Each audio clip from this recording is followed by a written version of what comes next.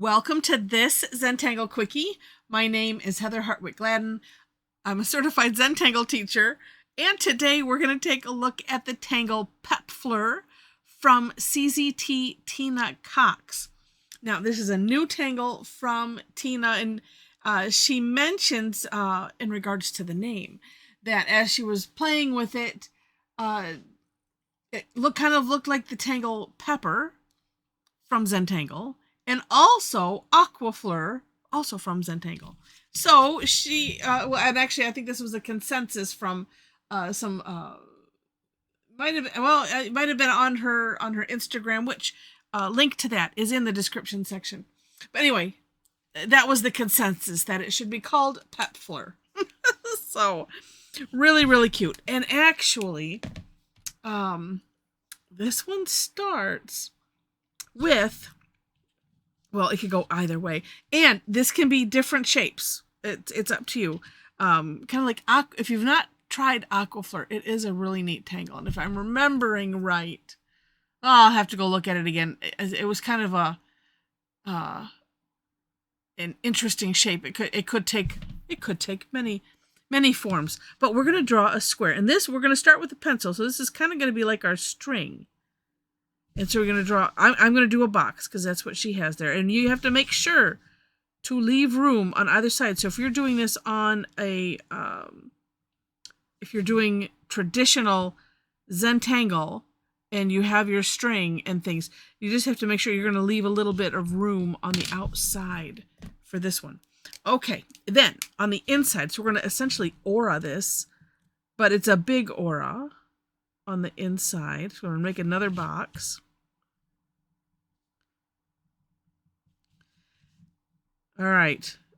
And I will forewarn you, I am here to prove that anybody can do tangles. It's funny because I'm looking at my step out, my version of it, because I always do my own version. And I'm like, yeah, that's just a hot mess. But then at the end, it's like, oh, okay. It's kind of one of those. All right. And the one thing, as I was playing with it, I kind of went a little bit crazy. I'm gonna do how I was doing it because I don't think I can do it another way. So around the edges, we're gonna do one around the corner here. It's just, you know, kind of like a sort of a C shape. I was deciding, I keep having mine go up really high over it, versus Tina's that kind of hug it. So I'm going to continue my way, so that way it's, again, so I give everyone hope. And I wasn't sure whether I should bring it down into the box area, the line, or not. So we'll just see what happens. But my pen just wants to do it this way, so I'm going to let my pen do what it wants to do. They're kind of like shepherd hooks too. You know, you add a little flair in there however you want. All right. Now, because I needed to, for me, and thinking back to, you know, as I was starting tangling, and I'm like, and I'm thinking, oh, how shall I do that next step? So what I did is on my version of the step outs, I just drew one, so I'll just do it here. So it's kind of an S shape. So coming from that tip there, you come out a little bit. This is a kind of squiggly line, really. And then, and this you can do this in one stroke. I just separate it so you can see that. It's like, oh, okay. And then let's do takeoff and land, and then just kind of come down and meet close to, well, and you could have them touch there at the bottom. And well, it's not going to help that, although I could just thicken this a little bit. It'll make it nice. We're doing a lot of fill-in, so that's going to be a lot of nice course correcting opportunities. I know I took advantage of it as I was playing with it. Okay, so this is what we're going to do for all of these. And as I said, they don't have to, let them look however they're going to look. but it's kind of like a one dip in there.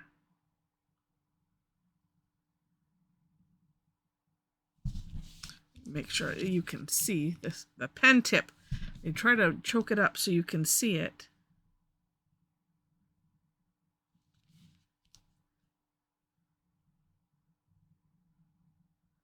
But yeah, sometimes if you watch regularly, you know this is why I will separate some things out, just because I'm like, how do I want to go about that? And I also want to make sure that I'm showing for the most part elemental strokes, but like I said, sometimes I need to take that artistic license and do that. Okay, so yes, to me looks like a hot mess, but we're gonna see. We're gonna watch it transform. All right, next step, and this is, I mean, it's magical. It really, really is. So this is a trust the process, one stroke at a time. You're just looking at what's next. Okay, I'm gonna do what's next. Don't assess. Don't anything. Just do the next step. That's all. This part I was kind of deciding. Let me go back and look. It seemed like it worked well when I kind of followed this curve down, sort of, but you could just, kind of come down in the middle. But let me just do this, follow that curve, almost like you're auraing it. Let me do the 2 steps at once, just because. I was doing this myself, but it's good to have it separated on the step outs, because, let me follow the step outs. I'll be good. So tempted. But you can combine steps if it makes sense. And some of these, I try to put some kind of a flare into it, but it's not necessarily happening.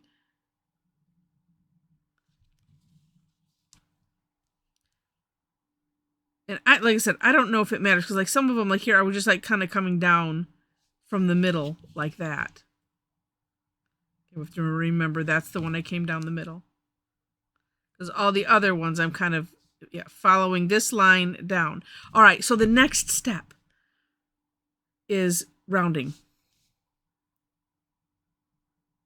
And so really, if you follow this line, that it makes the rounding maybe a little bit easier, because it's already, we're filling in there, which we don't have to fill in that side. So if I go back to the one, this is the one I went just down the middle. So the rounding, I'm kind of doing like that. And you know what? And I'm ending up doing it anyway. So you might as well just do it once. Less chances for things going awry. But yeah, you can thicken it there, kind of as far down as you wish to go. Just kind of play with it. And the nice thing is, because we are filling in, after you get, everything done, then you could go back and adjust it afterwards too. So it's like, just do some, and knowing that you can go back and touch it up.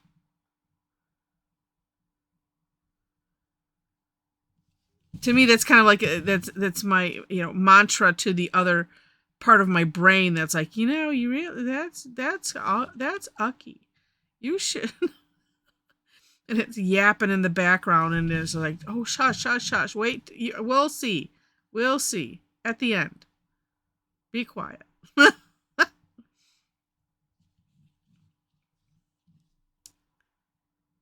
right.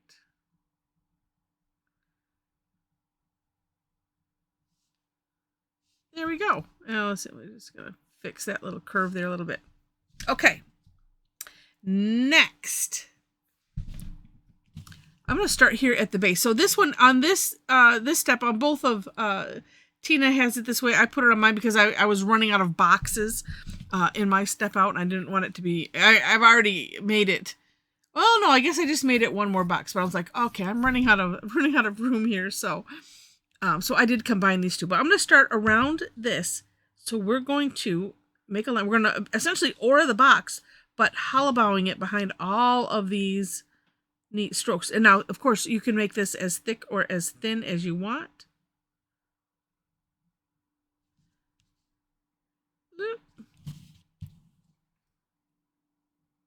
And this too, because we're going to be filling in this section, as long as you went wider than you think, then you can correct it. Thinner than you think, yeah, that's a different kind of correction.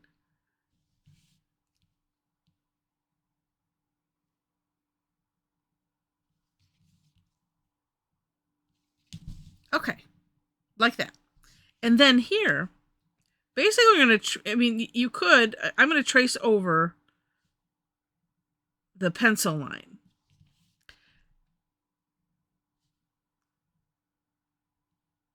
But we are gonna fill it in. I find some comfort in, because you could just start filling it in with. I'm gonna grab my graphic one to do that, and it was like, well, I could at the same time. I was like, no, I don't know. I feel better doing this. All right, and then we'll fill in. Yeah, and it's just such a nice, bold tangle. And I like to start by kind of going around the perimeter carefully, because then if as you start doing like this, then you don't accidentally put it where you don't want to put it. And I'm gonna leave this in my version of the step outs and in Teen Studio now, because I went wildly above the line. I want to leave it like this right now, because what I did there was I'm like going, well, I'm just gonna fill that in because it looks like she filled those in. But mine being more pronounced, I was worried it was gonna look weird, and it did for a minute, and then I went, okay, I'm just not going to look at it for a minute. And that's always good. I was like, just turn away, go do something else, and then come back. And then it's, oh, look at that. That's all right. That's okay. Because what I'm going to do is I'm going to fill in those gaps, but I kind of want to see it. I didn't do this as I was playing with it, because I just thought about it now. I just I'm filling it in. Just, that's what I'm doing.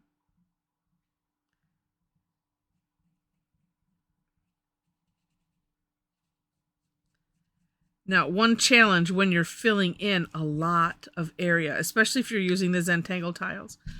And I'm going to get this little line that I missed right here so close, I don't want to accidentally get into that area. Well, and then just by the way, here too, if you need to modify some of these shapes, this is the time to do it. And again, as long as you can make it, if you're going into the white with the black, yes, it's not going to work the other way, obviously. But one cautionary point, yeah, when you're working on and throwing in a lot of color, watch where you put your fingers. Sometimes I'll use my nails, so you'll see me like this. But then too, watch that you don't put your hand in, if you rest, like if I started working up here or something, and you get the side of your pinky in that black ink.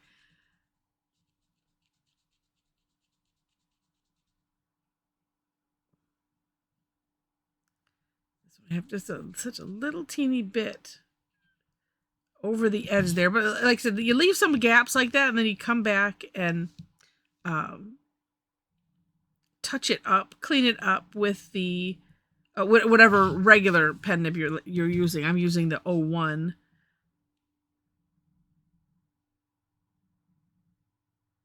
For that. Okay. And while I'm doing this, I will prompt you.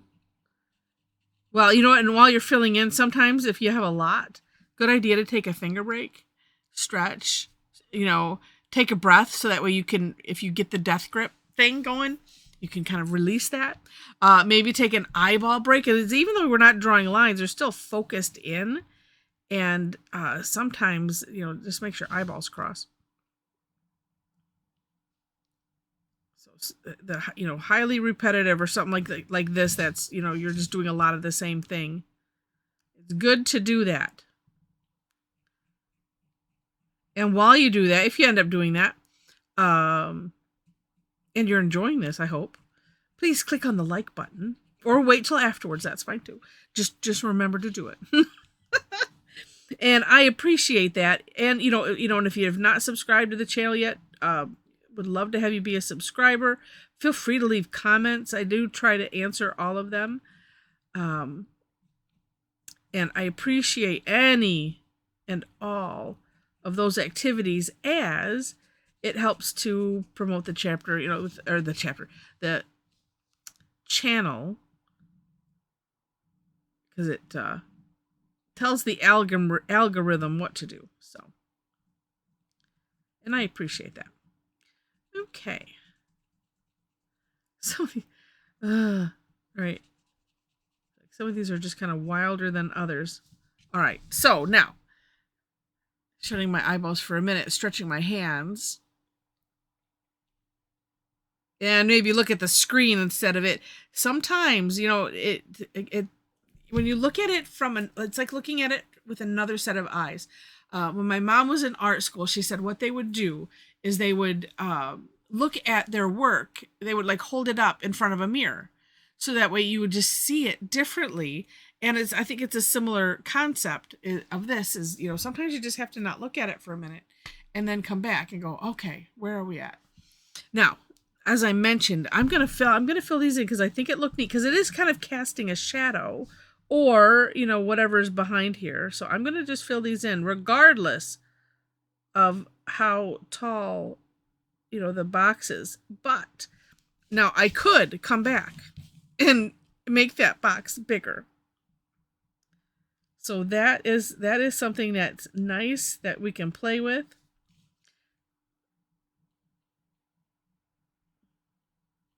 Because I was thinking, it's like, well, this is, different if it's like this one, just a little bit of space that you're filling in. But some of these, I made them really loopy.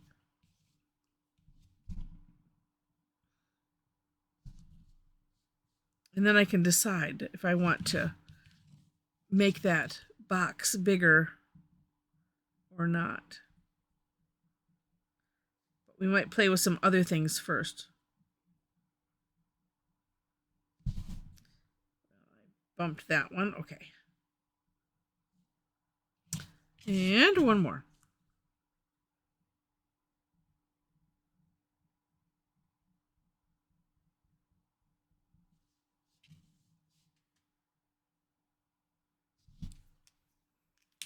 Still looks like a hot mess. No, I'm just kidding.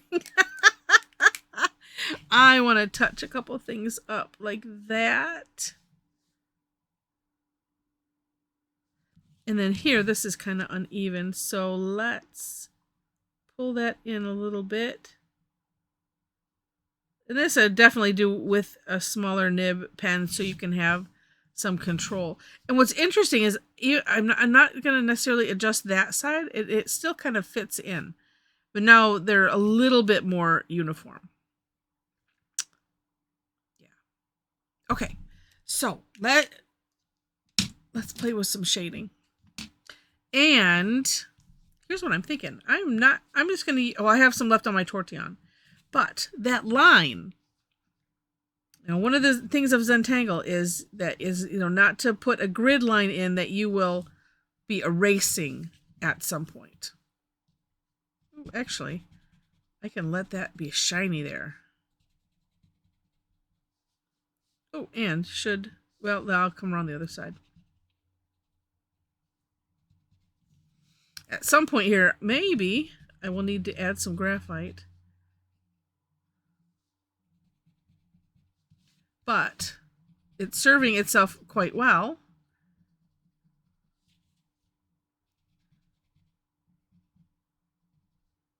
And it's hiding. Or I'm hiding it since I'm blending it and using it for the shading.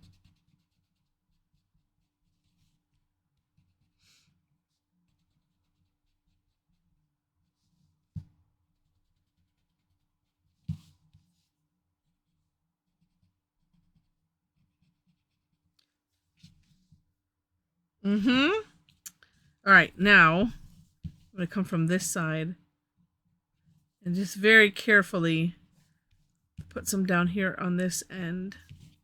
Wow, I was like, what was I using? I might have been using a darker graphite or something, because this is just lasting forever.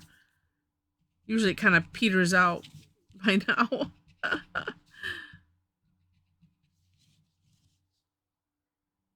It's looking a little better. Let's see. Well, maybe.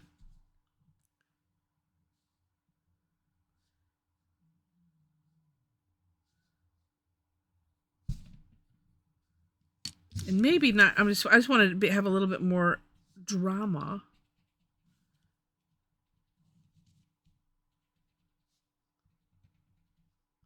So I was adding a little bit more. Well, not like that. There. Yeah, it kind of needs to be at the edge.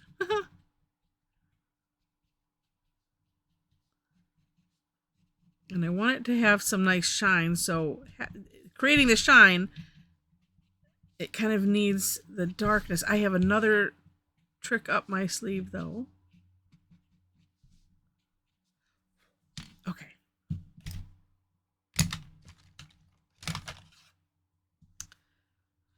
Whew, let me just look at it again. See, look at this. It's picking up.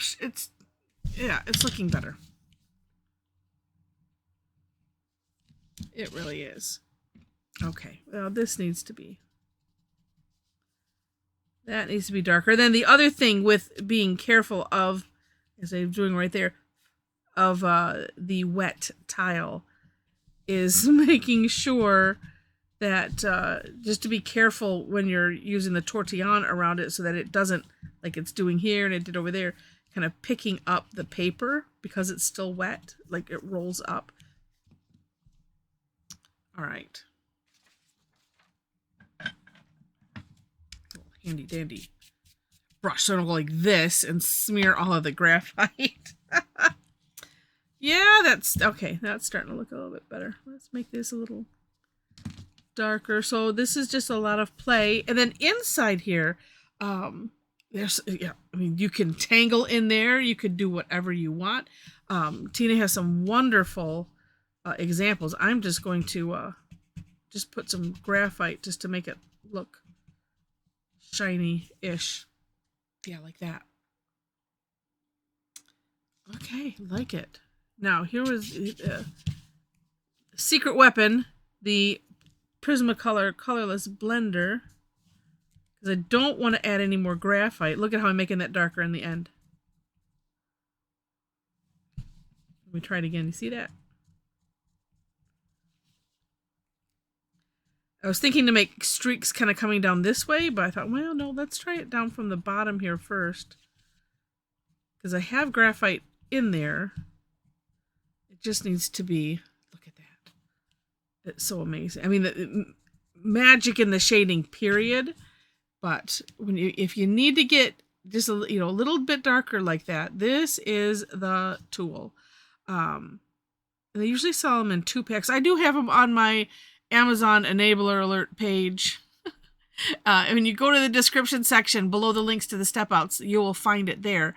And it's my Amazon store, and so you'll find curated lists of tools. And so find the one that says pens and pencils. I might separate that one out.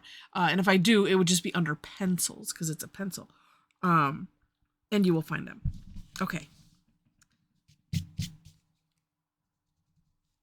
Again, the same thing up here, just a little bit. Because I really want that shine to happen. And on these, I want to use black, white shades of gray, not colors and white pens and other things that, I would normally just go grab. Just because that's how I set out to do them. Yeah, so I'm just doing some, what I was thinking about to begin with was just some kind of streaks. I need to sharpen it. But it's adding some extra dimension, and that's just what's extra neat.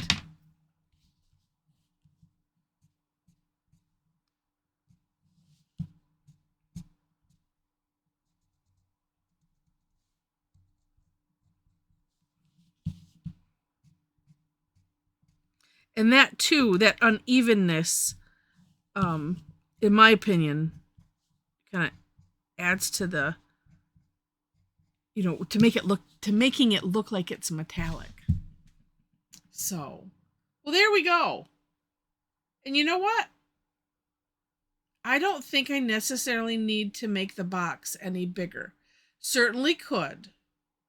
It's not going to goof anything up if I was to, come around and add to it. Well, you know what? Let me do it to demonstrate just a little bit. So you could, as a nice course correction, carefully, like I said, when I get, let me do it this way so I can see. Okay. Maybe I'll do like 2 stripes.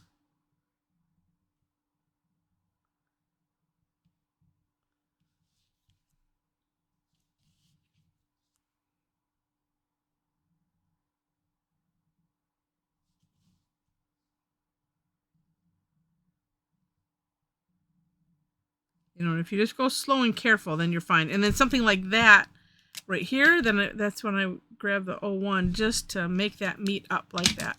It's a little bit dangerous using the graphic one for that because, say for the most part, it's been okay.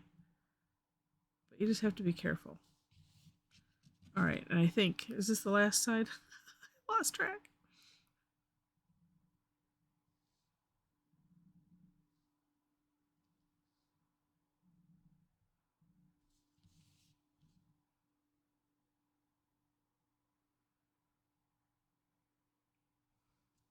No, I don't think I did this one. And if I did, then it could use a little bit more.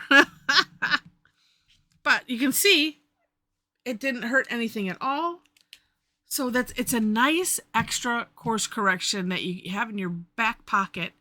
So that way you can, have your brain go, quiet. Let me tangle. All right. Oh, and you know what I'm seeing now? Yeah. Well, that can be fixed too. Yeah, here's what I'm seeing is how I have these going on the inside. Now we don't want that, do we? No. That is wrecking the effect. It's a good thing that black covers all kinds of stuff. So going over it, tapering it. See, and then here I can play with that like that. So it's just kind of getting it right on the edge. It was already kind of going in there, but that is, oh, look at that. Oh, no, that doesn't matter. That is a danger point or just something to be aware of when we're course correcting is, well, what else is it going to affect? See, and I can just reshape that inside. Yeah, but besides this is a lesson on Pepfleur, it's an extra lesson on course correcting. And because I don't do cuts and I've goofed it out, let me start over. No, I don't do that. Yeah, just to make that even. Okay, so and actually it was a good mistake. This is why there are no mistakes, because you can always either learn something or something goes, oh, look at that. That's neat. But as I mentioned right at the beginning, I was playing with, said these were extra loopy, but I was also like, oh, should I bring that down so that way it looks like it's hooking over? No, if you want it to look like it's hooking over, it's got to stop at that line. Well, there we go. Okay, you already probably knew that. All right, well, I hope, again, that you enjoyed this. And, again, if you did, please click on the like button. And if you liked it enough to see more, would love to have you be a subscriber to the channel. I mentioned the description section where you will find links to the step outs. And then below that, my link tree, where besides the Amazon store, there are other links. So I do classes twice a week if you are interested.